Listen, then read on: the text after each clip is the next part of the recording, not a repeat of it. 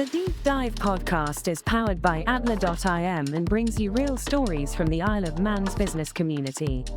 Hosted by the Atla Group, we explore the journeys of entrepreneurs, business leaders, experts, government representatives, and our own team. Hello humans, welcome to the Deep Dive podcast brought to you by Martin, that's me, and Lyle, that's him. Sarah, thanks for joining us. Thank you very much for having me. Pleasure. So let's start to give our listeners a bit of background to, let's start with Earthscope first rather than yourself. We'll come on to that. So just a bit of an overview of what Earthscope is and what you're looking to achieve.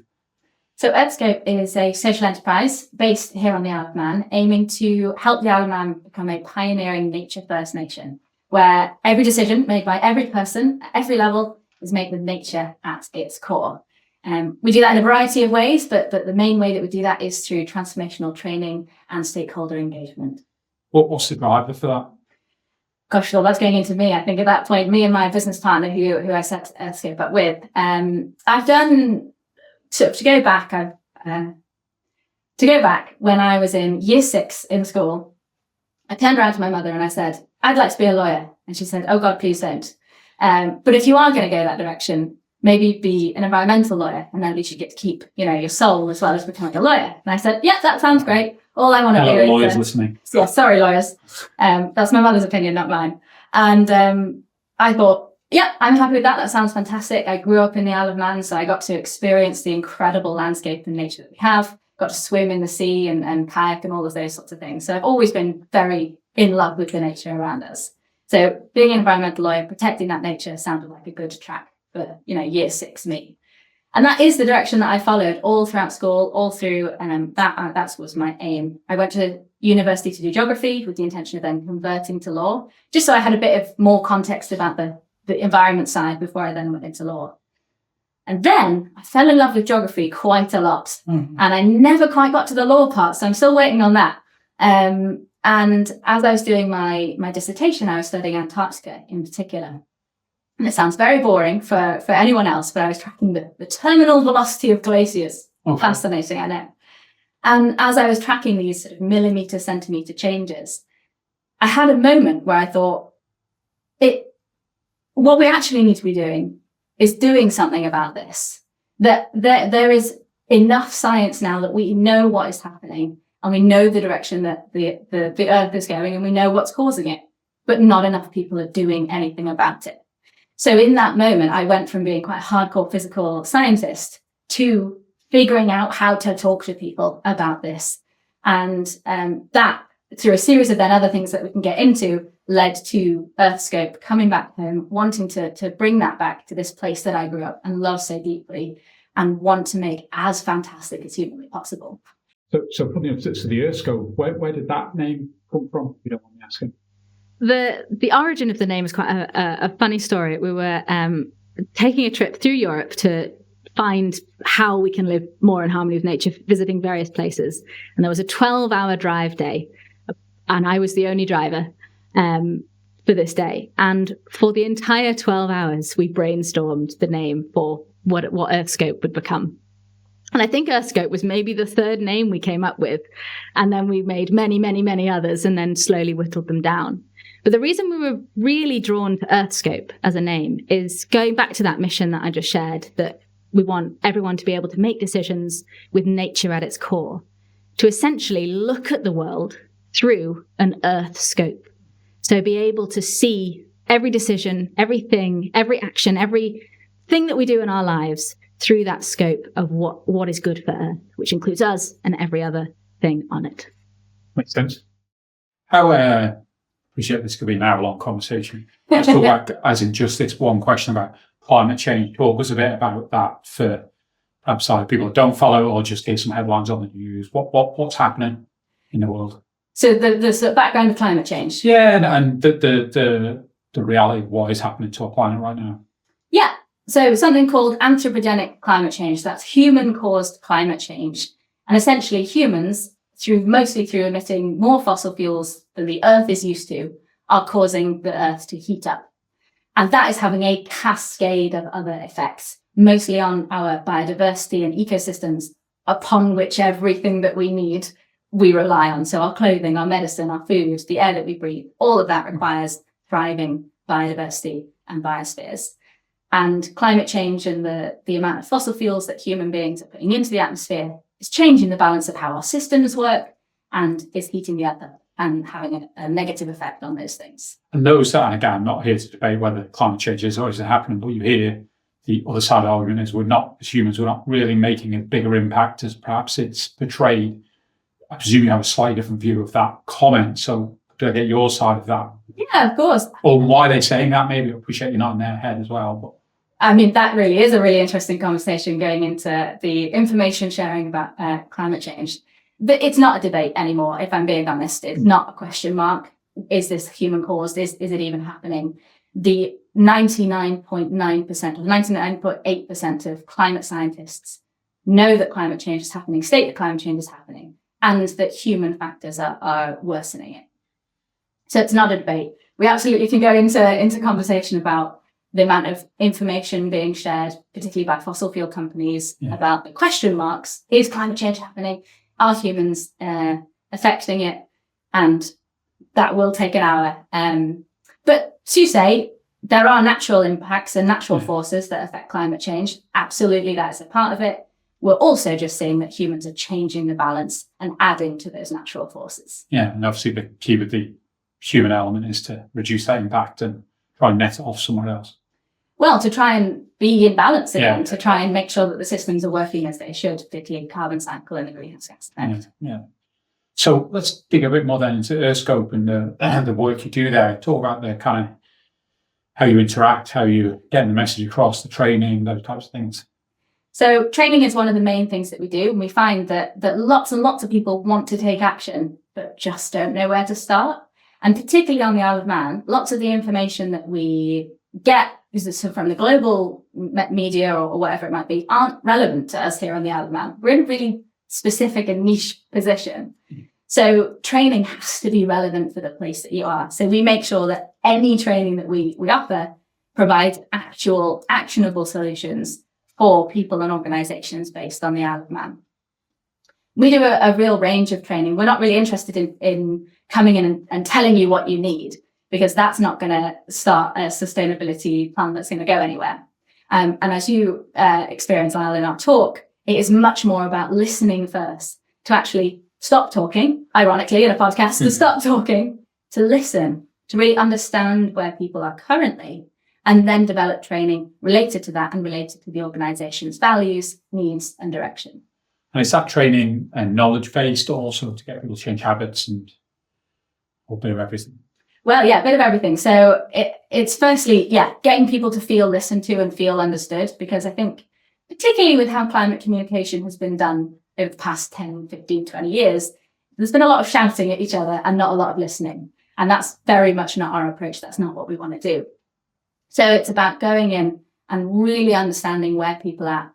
Are there fears about it? Do people think about it? Is there any awareness of climate change and its impacts on nature? Okay, we've got a good sort of baseline there of where we're at. And then, the way that we design our training is that humans are storytellers at its core. We're sat around doing a podcast because we care about stories. We want to hear what people care about, going right back to sitting around a fire and sharing our values through stories. And so that's what we then try and do in our training, is always try and incorporate that storytelling element into the world of climate communication, which I think has been missing previously to now, but is definitely coming. And that's not just us. That's a whole movement of climate communication happening. Sarah, how does the island fare compared to other jurisdictions?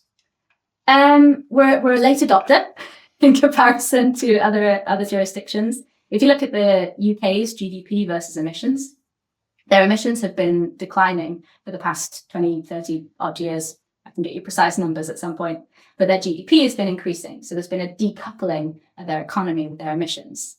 If you look at the Isle of Man over the same period of time, we've been increasing emissions by about as much as they've been reducing. So we're going in the wrong direction at the moment.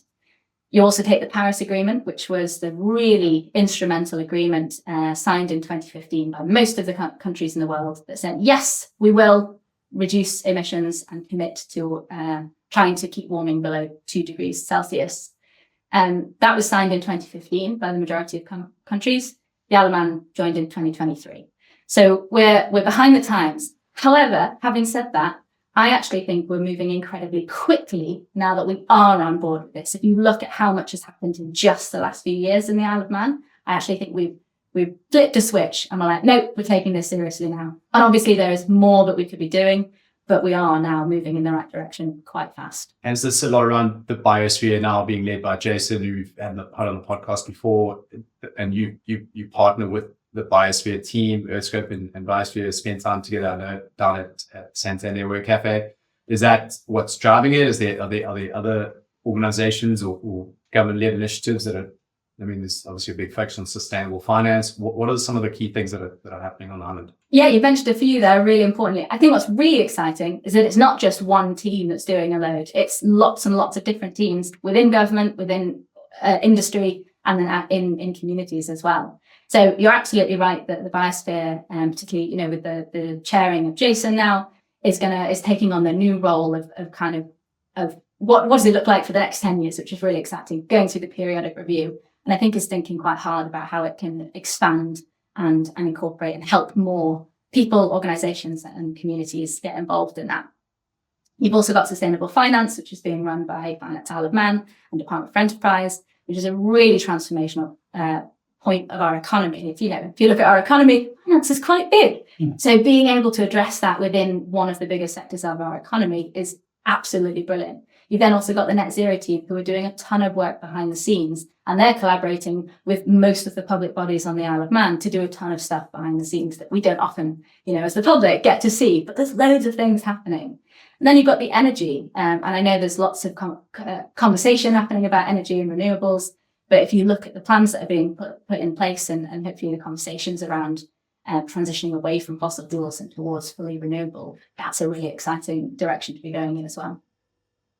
So you mentioned the change over the last couple of years. See, there's been a measure there to say things are moving in the right direction. Talk about that measurement and how that's talk about decoupling. What's the measurement to show that movement? So that's emissions. Sorry, I should have been more clear. So that's what we're talking about there is the emissions of a country, usually measured per capita. So that's per person. The Isle of Man is not doing well in terms of emissions per capita, so it's a bit worse than the UK at the moment per person. And it's stupid question. How do you measure that?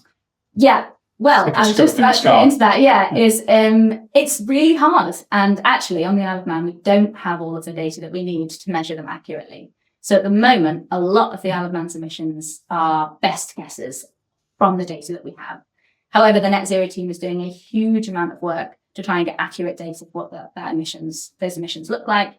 That's done in a variety of ways. I mean, we can go into it if you want, but calculating the average emissions of a car, that sort of thing, then how many cars they're driving, how often are they driving, how many people are in those cars, that'll do the town. Okay, aeroplanes. And then the airport is just going through their emissions measurement reporting this over the next few years as well. So we'll know about our aviation. Fossil fuel burning is fairly simple, isn't it? There are just values that go with that. The UK's got a really good set of figures on how to calculate emissions. But usually it's fossil fuels. Sorry, what greenhouse gases are coming out of this? And does the Paris Agreement give everyone a standard of this is the level you need to, or the what you need to monitor or follow? Is the set on a guideline with all those countries that it's the cars as an example, it's the airports, it's the.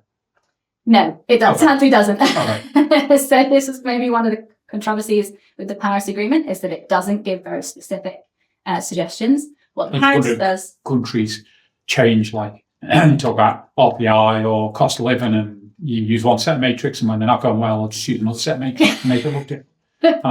Is that a concern in that space that could... I think so. I think that we're so new when it comes to sustainability and climate reporting and sustainability reporting and nature reporting. There are lots and lots of different ways that you can report those things. And I think at the moment there are lots of inaccuracies in that as well. We're still at the early stages. There are now standardizations coming out for organizations, so much for countries. Yeah. What Paris does have are the NDCs, which are the nationally determined contributions. So what that is essentially each country says, hi, I reckon we can probably get to this amount of emission reduction by this date. And they're every 5 years. And then every 5 years, which is why Glasgow, the COP that happened in Glasgow was so important, because that was 5 years after Paris. Every 5 years, they get checked on their NDCs. Are they meeting their nationally determined contributions? And they self-determine those. It's also supposed to be equitable. So the wealthier nations are supposed to have higher emissions reductions than less wealthy nations. I think there are something like 3 or 4 countries have submitted their nationally determined contributions for last year out of the total many 100 and odd who signed, and we aren't necessarily hitting those in any country. So whilst it's good to have that data, and it's really important when it comes to, are we doing well? You know, you can't measure what you can't. What's the phrase? You can't measure what you can't measure. You can't track what you can't measure. I can't remember what the phrase is. It's really important to have those numbers. The fact that we're not meeting them is concerning, but from a public perspective, what those nationally determined contributions and interim targets are being used for is that communities around the world are suing their governments for not meeting those nationally determined contributions. Okay. So they are having an impact in the legislative world. They are having an impact, just not quite maybe in the action world yet. Yeah, interesting. So with Earthscope then, and so if I use language in nature, how again, it's probably look at climate change. No, I think you mentioned there about geography and studying icebergs, and that's, I think, general surface level people. That's all levels are rising. It was getting a bit hotter. Where does for you've obviously, I guess, looking at this nature side of it, talk me through that thinking process. Is that try and bring it more home so people can see the birds and the bees and it affected locally rather than thinking, well, an iceberg at the Mars where I don't care, and actually I need a bit more warmth on the outline, so I don't care. Yeah. Is that your thinking? I think it would be lovely to be a bit warm, wouldn't it? Yeah, no, I agree with that. No, my thinking is that, and this is where sustainability is going anyway, is that talking about carbon, talking about emissions, not that exciting. Mm-hmm. I'm not a data person, and therefore that's not exciting. If you're a data person, climate change is awesome because there's so much data about it. But most people don't know what that means for them personally. I don't know what it means for me personally. But nature, you're right, feels much closer. We can literally see it out the window. Right. Oh gosh, is that going to be affected? Now I'm connected. But also, it is the global reason that I care. The reason, temperature's getting warmer, whatever, it doesn't really matter. But it does matter because it's affecting nature. And nature is the foundation on which we live. I'm wearing cotton and I just had some food. And all of those things come from nature. Whether you see it or not, they are all coming from nature. So understanding and really feeling those impacts, as in seeing the outcome of climate change. Climate change is lots of numbers and lots of words about carbon and emissions. But actually understanding the impacts of that on our doorstep and on the world around us, I think is much, much more powerful. Yeah. Particularly for us on the Isle of Man. The Isle of Man is an amazing place. We love the Isle of Man. A lot of what I get to talk to people about is how much we love the Isle of Man. And even people who maybe don't like it that much will always have a bit that they love. And I often go around and I ask people, what's your favourite bit of the Isle of Man? And some people say their garden. Almost everyone says somewhere outdoors. Yeah. Because most of us who live here think that the outdoors and the landscape and the nature that we get to live in is exceptional. So that's really exciting to me because now I can connect with anyone because we can all get excited about how incredible the Isle of Man is and its nature. And that is a sort of more personal story for me, and also I think for the people that I get to talk to.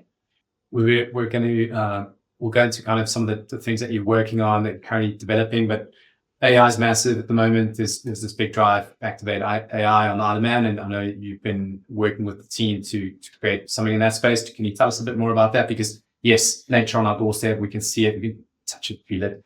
How will what you're working on impact people on the island? I'd actually like to go back a stage, if that's okay. So when we're talking about nature, that's all very well and good. But while we're in this room, It's not having an impact on us. We can see out the window, but that's about as much as we're engaging with nature. Something that's come out when we're talking about how do we properly do sustainability? How do we do it right? How do we do it well? How do we embed it properly? Is this idea of nature on the board. So what this is putting nature on your board of directors or other decision-making body. That can be done in a multitude of ways. So you can have a symbolic representation. So maybe, instead of your Atlas logo here, you might have a picture of a famous tree on the Isle of Man, or Pango. Go and research who Pango is if you haven't. An amazing tree who I love very much. Or you might have moonlight and starlight being represented in a photograph. And it might be symbolic. It might just raise awareness of that whilst we're having a conversation about whatever we're doing. You can also do it in some countries by giving personhood to parts of nature. So in some parts of the world, they've given legal personhood to elements of nature like rivers and mountains. And at that point, once you're a person, you can vote. Now, how to represent that, because obviously rivers and mountains find it quite hard to tick a box and make a vote on something, is a question in itself. But the idea of giving legal personhood to elements of nature is one way of doing it. In the UK, that's not something that can be done. I'm not sure about the Isle of Man laws on that, but for example, we'll use the UK. You can't give personhood to a part of nature. So what a company in the UK have done called Faith in Nature, which is a soap company, fantastic soaps if you don't use them, they have put a representative of nature on their board of directors. And that is a human person who represents the rest of nature as best as she is able to do so.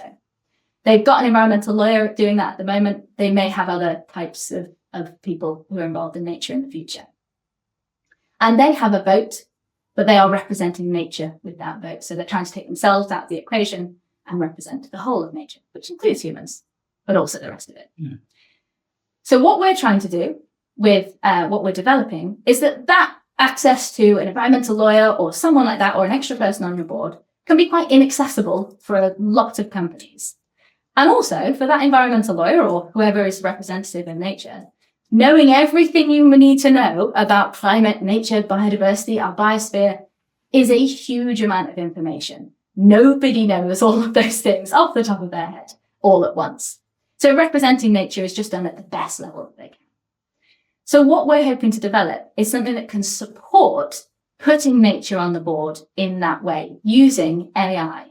So having a resource of all of those things that you might need to know about nature, climate, biodiversity, and our biosphere, particularly here on the Isle of Man, which can then go through your board report, whatever's going through the agenda, and if you want it to, could have a vote at the end, and you have to, if you vote with it, fantastic. If you vote against it, you just have to justify why and publish that. But it can also just support you, if you haven't got the ability to hire a specific person, to have those conversations in your boardroom, to start embedding it right at that top level, which, as we were speaking about in our culture workshop, is incredibly important to have support at that top level, as well as employee engagement.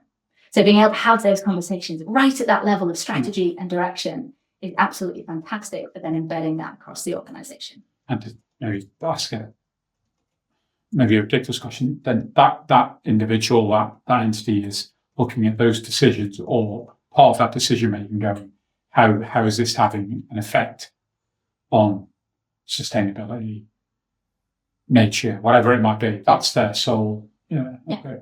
Yeah. With as much information as they can have. Yeah. Hopefully there's a lot with AI. But yeah. And also, I don't know if you were about to ask this, but I also want to recognize that AI in itself is having impacts, negative impacts, because of the amount of energy that it uses and data for its storage. And when we were designing this, we were thinking, oh gosh, how are we going to, we feel that this is a really valuable tool and will be invaluable for organizations trying to embed this. And ultimately, it's going to have a very positive impact. But how do we cope with this idea that it's going to be using huge amounts of energy for something that we're trying to save energy on? Do you know what I mean? It felt like this contradiction. So what we'd absolutely love to do is have it be an AI that's hosted here on the Isle of Man on renewably powered servers. So I kind of want to put a call out and ask if that's possible. If anyone has any contacts or connections that would be possible, we'd love to go in that direction and host it here in the world's only UNESCO Biosphere Nation. Interesting. I think also it was really interesting to hear how you structured your business as well. So I'm sure that we can help connect you with some people in that space. But maybe tell us a little bit about the social enterprise, because it's not a vehicle as such that's available on Isle of Man, but that you've got to work around. So social enterprise in the UK can be a legal entity. You can legally be something called a social enterprise or a community interest company. There are a few others, but those are the main ones. Community interest company is the main one used in the UK. We do not have that on the Isle of Man. And so when we set up, we went and asked, and we were like, hello, Department for Enterprise. We'd love to set up as a social enterprise. How do we do this? And their suggestion was to set up as a company, a limited company, and then work as a social enterprise. There are a few different rules for social enterprises or CICs, community interest companies, but the main ones are that your organization is for the benefit of the community, that what it actually does itself, particularly for CIC, is for the benefit of the community. And then a percentage of the profits is returned back to the community, reinvested back into the community in some way. You have an asset lock to do that. So that's what we've done. We've essentially gone and looked at what CICs do in the UK, and they got 6 main points of what they do, and we've done those in the format that we have possible on the Isle of Man.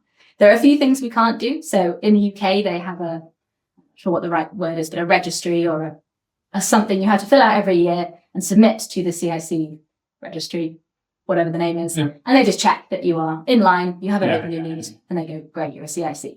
So we don't have that, but we are doing all the bits that we can do whilst being on the Isle of Man. And again, we're not the only ones now. Crossroads have had a social enterprise for many, many years. Make Good is a social enterprise. I believe Clara is a social enterprise. She mentioned that. We didn't go into it in the discussion. Yeah, so Recycle Collect is a social enterprise, and there's several more that I know of. So actually, I think this is when we're talking about purpose-led business, we're talking about triple bottom line. So if we're talking about how do we make organizations that help our world and make our world better and give back to the community, I think a biosphere, the World Biosphere Nation, having some way of allowing businesses to do that effectively and easily would be absolutely fantastic. Particularly as we're doing it anyway, we just want the legal structures in place to protect us. Yeah, that makes sense. So supposed to do this a bit earlier, but it's quiz time. Oh yes, I forgot about the quiz. I've been practicing my guesses. So it's quick fire, yes, no, only answers, or yes, sir. Yes, sir. Nay, boy. Nay, boy. Yes, sir. Nay, boy. The accent as well. So just got 4 quick fire ones. So we'll start with, do you believe that economic growth and environmental sustainability can coexist? Yes, sir, or nay, boy? Yes, sir. Should governments impose stricter regulation on industries to combat climate change? Yes, sir, or nay, boy? Yes, sir. Is it more important to focus on local sustainability initiatives than global ones? Yes or no, I'm afraid. Oh, that's so cruel. Nay, boy. Nay, boy. Can the island leverage its biosphere status to its commercial benefit? Yes, sir. There you go. Quick and easy. They're hard to answer yes, no questions. Yeah, that's why. They're cruel. That's why. I appreciate, obviously there's always broader context to these things. I was going to say, please always let me give context for those. I suppose, especially the global and local. Maybe we'll just talk about that for a minute then. So obviously the work here, the work you're doing is locally focused, I guess. But I guess also you deal with firms here that are multinational, and therefore to say the scope of your work to do is Isle of Man only would be an unfair statement. Sorry, could you repeat the question? So So obviously we're talking the Isle of Man, we're talking looking out the window, the birds and the bees and how our island works. But you work, I assume, with multinational companies that perhaps either have a presence here or headquartered here. So you as a business aren't solely focused locally. There is a global landscape look to what you do and your training, etc. I think particularly with this, and I spoke about this briefly at the beginning, that sustainability advice is no good if it's not specific. Okay. So what we have very much tried to do is figure out what can we do on the Isle of Man currently. Okay. And that's often the advice that we give. But we're also conscious that we're working with international companies who have headquarters elsewhere, or offices or whatever it might be. So at that point, it's about listening to what the organization needs and then working with local partners. Yeah. Because I know the Isle of Man far better than someone based in Sweden would. Yeah. But someone in Sweden knows Sweden far better than I ever will. So that's our approach, is making sure that we work with partners in the places that we are collaborating with to make sure that the information being shared is both specific to that area, but again, going back to that storytelling, culturally significant and aligned with the values that those people in that area share. So you come into a company and do some training. What outputs would you see companies seeking out at the back of that? Oh, really good question. There's multiple levels of that.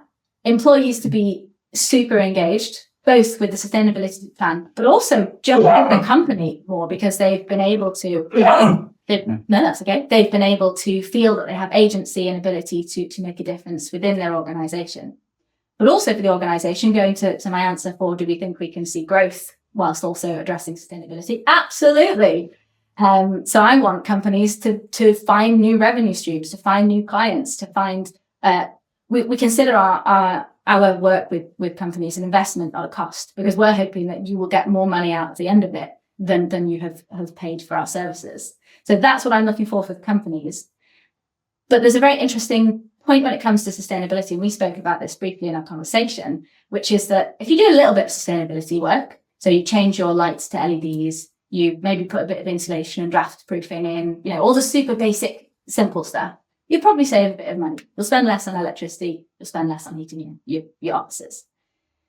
Then if you spend a bit on it, a bit more than that, you get maybe a sustainability plan in place, and maybe you've got a voluntary committee who are spending a bit of time out of their days to implement it.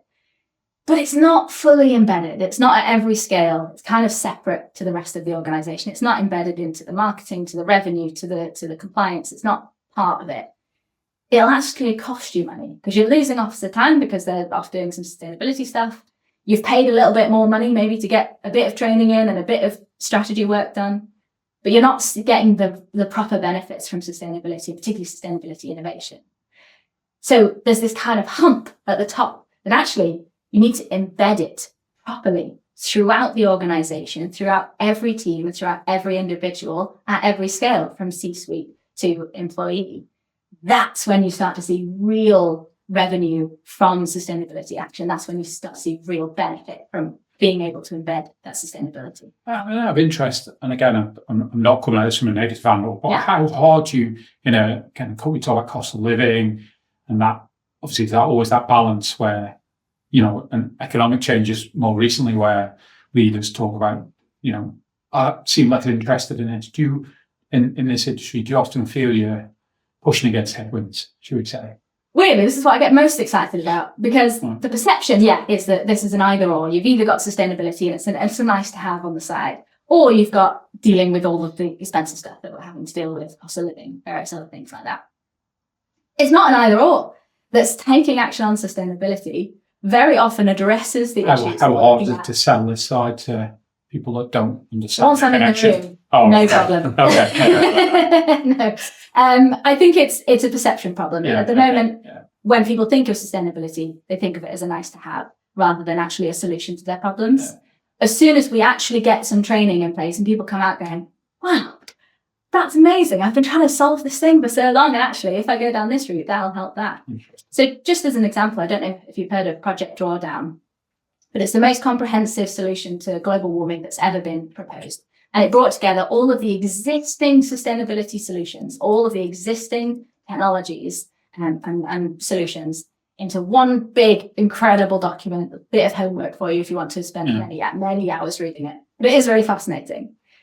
And then there's a bit of research done on that document that found that 80% of those solutions were cheaper than continuing business as usual, just maintaining business as usual over a period of 30 years. So yes, they do require upfront investment, but long term, most sustainability actions will actually save you money Yeah. over the longer term. Yeah. So there's that return on investment of sustainability, and then there's the risk of not adopting, and that we were talking about in the recruitment space and this next gen, you know, what are the things they're looking for, and one of those was, you know, environmentally responsible companies. So on the Isle of Man, we struggle for talent. One of the things companies are going to have to tick the box on is being active in this space, right? So yeah, I suppose there's the return on investment is something you're selling, but then there's the risk of not taking action. And for businesses on the Isle of Man, I imagine it's, you know, for us at Atla, we're working with a number of multinationals, and it's just a small change at one of the multinationals that cascades down, and if we can't answer their questions when they send us out, you know, what's your ESG scorecard looking like? Yep. And suddenly that's the catalyst, isn't it? Yep. So. And that's a really interesting point, is talking about the ripple effect of actually starting to embed it. So if you're a company who procures from any other company, which most companies do, maybe they don't call it procurement, but we all buy something from somewhere. And if sustainability is part of that process, whether it's, what's good for nature just going on in my brain if I'm a small to medium enterprise, or if it's actually part of your procurement process, that it's written in there, tell me what your ESG score is, that starts to have a ripple effect. I have one of the companies we were speaking to recently said that she'd applied for a tender, and then in it had, what's your sustainability values? And she was like, I don't actually have any. And so it's already, quickly write those down. So it's already having an impact broader than just that organisation on the organisations that it's working with, which I think is really cool in terms of the acceleration of this action. And that's absolutely what we've seen over the past few years. I think you're absolutely right that there has maybe been a slowing in that acceleration, but we're still going that way. It's still snowballing. This is an inevitability. It's an inevitability, not a question mark. It's just about whether we get to be part of deciding what that looks like, or whether we just have to catch up when we get there. I know we should want to talk, but the just in terms of running your own business, creating this from scratch, we through Atla's various offerings, we have local accountancy practice, which deals with a number of entrepreneurs. We deal with entrepreneurs when it comes to our international businesses. But what are some of the learnings that you guys have taken from this journey? And do you have any advice for other aspiring entrepreneurs or people in this social enterprise space? Sure. Talk to people is my first one. People want to help. I love the Isle of Man community for that. That if you go, how do I do this? There will be a wealth of response to that. And come and talk to me if you're wondering how to do a social enterprise. Very happy to share what we've learned. That I found, this is just a piece of thing that we learned, is that the government has been both incredibly supportive and unhelpful in equal measure. So that we went through the micro business grant scheme, which was really, really fantastic. We learned so much doing that training. It was really invaluable for a person who's never run a business before, which is who we are. But we've also found that there is a lot of paperwork that you have to fill in and make sure that you do it on time and in the right way and with all of the information that they need. It's difficult for people who've never done that before. So there's this kind of balance that they are being super supportive in one hand with this amazing grant scheme, whilst there is also a lot of paperwork that comes with that you need to know how to fill in. And again, they're incredibly helpful with helping us to fill those things in. Just ask for help, going back to my first point. But there is a lot of paperwork in running a business. And sometimes the admin gets in the way of the impact. And I'm so impact focused. I just want to do stuff. So sometimes just sitting there and doing the admin feels a bit like, I have to talk to people. Sarah, thanks for coming in. Thank you so much. Insightful chat with links, etc. will be in the footnotes for Earthscope. And anyone wants to reach out, obviously, I'm sure you're more than welcome to have a conversation or coffee, etc. with yourself. That'd be lovely. I'd love to talk to anyone who's interested. And thank you so much for having me. Very much.